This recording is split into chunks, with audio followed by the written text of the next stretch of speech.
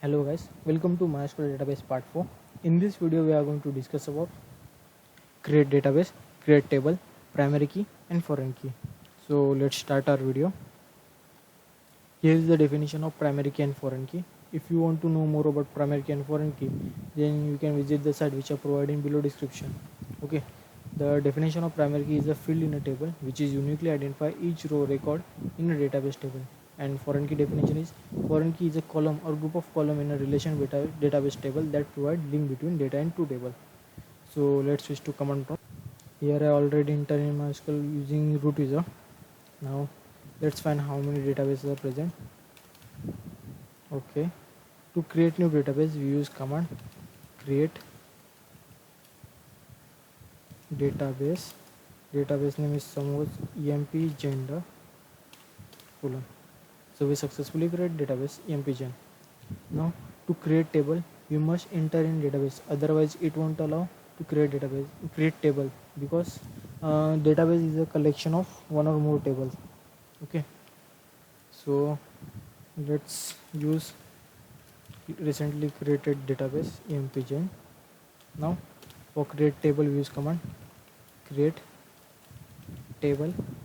Table name is suppose emp means employee. I am using short form here. id is one of the column, it should be in means always numerical value allow, and I am use primary constraint means primary key. One thing always remember that one table have only one primary key, there is not multiple primary key in one table. Okay, and when you use primary key for particular column, at that time not null and unique constraint automatically activated. That's the property of primary key. The primary key doesn't allow you to field null. Okay, so if you doesn't write here not null keyword, then it's okay. Now another column name is name, employee name, so its type is varchar. I am using here varchar because varchar data type release unused space. Suppose there is 10 byte and I am using only 4 byte of that data type, and remaining 7 byte is released by varchar. Okay, and it is not null constraint, it won't allow to null. Another column is salary. Salary is in decimal because amount is in a fraction decimal format use. Okay, so it's 3,2. It is depend upon you, but always remember the value before comma is always greater than value after comma. Means if I am write here 4 and here I write 9, then it won't allow to create, it should be always greater. And it also not null.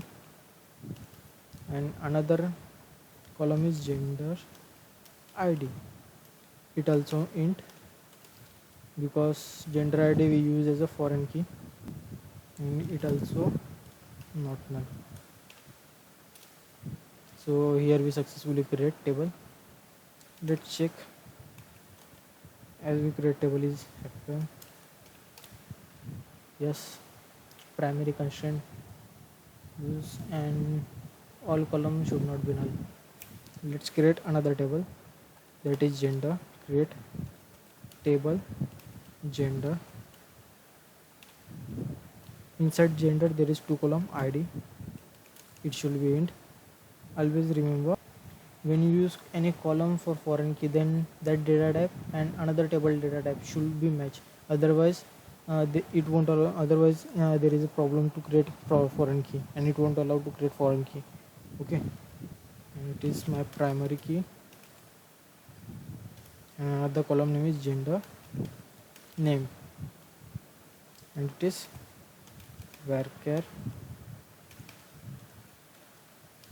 10. Okay, yes, let's check both tables, dsc emp dsc gender.